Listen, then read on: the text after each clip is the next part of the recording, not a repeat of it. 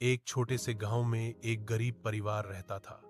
माता, पिता और उनके दो बच्चे। बड़ा बेटा रोशन पढ़ने में बहुत होशियार था। उनके पास ज्यादा पैसे नहीं थे। पिता खेतों में मजदूरी करते और मां दूसरों के घरों में काम करती थी। कई बार घर में दो वक्त का खाना भी नहीं होता था, लेकिन फिर भी वे अपने बच्चों को पढ़ाने की पूरी कोशिश करते थे। रोशन की आंखों में एक सपना था, कुछ बनकर अपने परिवार की गरीबी को खत्म करना। वह जानता था कि उसका भविष्य उसकी मेहनत पर निर्भर करता है। स्कूल से आने के बाद वह खेतों में काम करता, फिर घर आकर लालटेन की रोशनी में देर रात तक पढ़ाई करता। गांव के कुछ लोग उसका मजाक उड़ाते, कहते, इतना पढ़ लिखकर क्या करेगा, नौकरी तो शहर वालों को मिलती है। लेकिन रोशन किसी की बातों में नहीं आया। 12वीं कक्षा के बाद उसने एक प्रतिष्ठित इंजीनियरिंग कॉलेज की प्रवेश परीक्षा दी।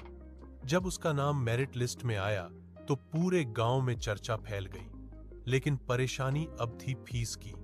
उनके पास पैसे नहीं थे। मां ने अपनी इकलौती सोने की बालियां बेच दी और पिता ने कुछ खेत गिरवी रख दिए। मां ने रोशन से कहा, बेटा, तुझ पर हमारा विश्वास है, तू जरूर कुछ बड़ा करेगा। शहर जाकर रोशन ने पढ़ाई शुरू की। उसे वहां रहना, खाना, सब कुछ खुद संभालना था।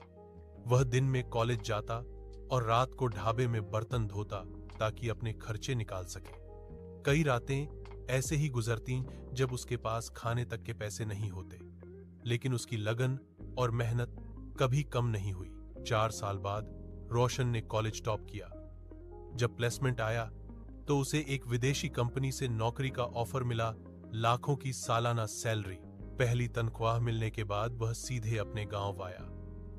जब वह सूट बूट पहनकर बस